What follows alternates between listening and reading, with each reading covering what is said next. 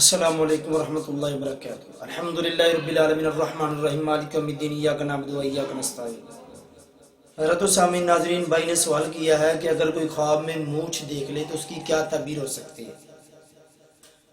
اللہ رب العالمین نے قرآن و حدیث کے اندر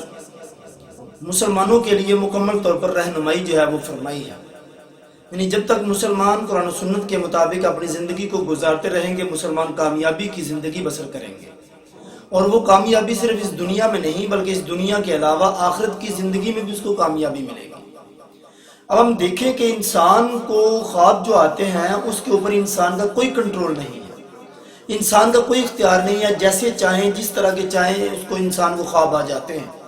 یہ اللہ کی مرضی سے ہوتے ہیں، اللہ تعالیٰ کی طرف سے ہوتا ہے۔ انسان کی روح جو ہے وہ سیر و تفریح کرتی ہے، انسان کو خواب آتے ہیں، اور خواب بھی یہ مختلف طریقوں سے ہوتے ہیں۔ لیکن اگر کسی کو خواب آیا تو اس نے خواب کے اندر دیکھا کہ اس کی مونچھیں ہیں، اس کی مختلف تعبیریں ہیں کہ مونچھ اس کی جو ہے وہ کس کنڈیشن میں ہے، اس کے ساتھ کیا سلوک کیا جا رہا ہے، اس کا رنگت کیسی ہے، اس کے حوالے سے اس کی چند ایک تعبیرات ہیں، وہ آپ کے سامنے میں بیان کرتا ہوں، پیش کرتا ہوں۔ سب سے پہلے تو یہ یاد رکھیں کہ مرد کے لیے مونچھ کا بڑا ہونا، مونچھ کا رکھنا جو ہے خواب میں، یہ اس کے لیے ایک ہیبت اور اس کے دبدبے اور روب کی نشانی ہے کہ مرد کے پاس مونچھ ہے اور وہ اس کی مونچھ جو ہے وہ بڑی ہے، یہ اس کے لیے ہیبت اور دبدبے کی نشانی ہے۔ خواب کی بات کروں، دوسرے نمبر پر اگر دیکھیں کہ اس کی مونچھ جو ہے کسی نے برابر کی ہے، یعنی مونچھ تھی کسی نے کینچی کے ساتھ برابر کر دی، یعنی ان کو صحیح کر دیا، تو اس طرح کرنے سے اس آدمی کو کوئی نقصان نہیں ہوگا۔ مطلب یہ ہے کہ وہ اچھا کام کرے گا، نیک کام کرے گا، اس نے اس کی رہنمائی کی ہے، لیکن اس کے ساتھ اس کو کوئی نقصان نہیں ہوگا۔ تیسرے نمبر پر یہ ہے کہ اگر اس کی مونچھ صحیح ہے، بالکل برابر ہے، صحیح طریقے سے رکھی ہوئی ہے، لیکن کسی نے اس کو کینچی سے کاٹ کر نیچے پھینک دیا یا اس کی مونچھ اکھاڑ دی، تو یہ دلیل ہے کہ وہ اس کو نقصان پہنچائے گا۔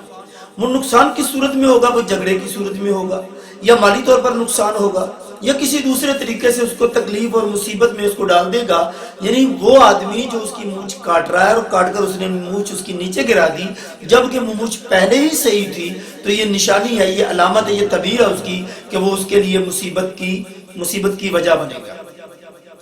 اس کے علاوہ ایک یہ بھی کہا جاتا ہے کہ اگر اس نے دیکھا کہ اس کی مونچھ صحیح ہے اور صحیح اس نے رکھی ہوئی ہے، اور کسی نے اس کو مونچھ کو اکھاڑا نہیں ہے، کسی نے اس کو کاٹا نہیں ہے، تو یہ اس کے پاس ایک دولت کی اور اس کی ہیبت کی نشانی ہے۔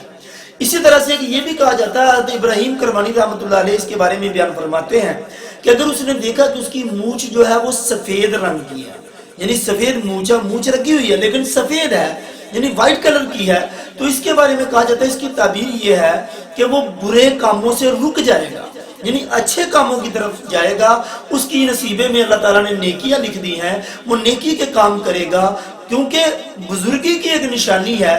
مونچھ ہونا، ہیبت کی نشانی، اور اوپر سے وہ مونچھ جو ہے وہ سفید کلر کی ہے، تو یہ اس کی بزرگی کی نشانی ہے۔ تو بزرگی کا نشانی کا مطلب یہ ہے کہ وہ نیک کام کرے گا، اچھے کاموں کی طرف راغب ہوگا، برے کاموں سے رک جائے گا۔ تو یہ مونچھ سفید کلر کی اگر نظر آتی ہے اور اس نے خواب میں دیکھا اس کی اپنی مونچھیں سفید ہیں، تو گویا کہ وہ انسان ہدایت کی طرف چلے گا، نیکی کے کام کی طرف چلے گا۔ لیکن ہر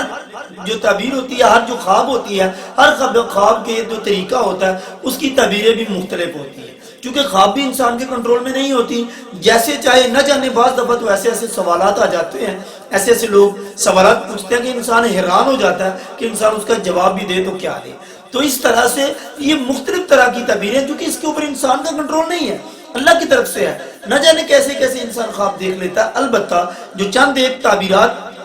آپ کے سامنے بیان کی ہیں، چند ایک خوابوں کی تعبیریں ہیں، وہ آپ کے سامنے رکھ دی ہیں۔ حضرت ابراہیم کرمانی رحمۃ اللہ علیہ کی بھی جو انہوں نے تعبیر بیان کی ہے، اس کے علاوہ بھی جو خواب کی تعبیر بنتی تھی وہ آپ کے سامنے پیش ہے۔ اللہ تعالیٰ سے دعا، اللہ تعالیٰ ہم سب کو صحیح معنوں میں قرآن و سنت کو پڑھنے کی، اس پر عمل کرنے کی توفیق عنایت فرمائے۔ وآخر دعوانا الحمدللہ رب العالمین، والسلام۔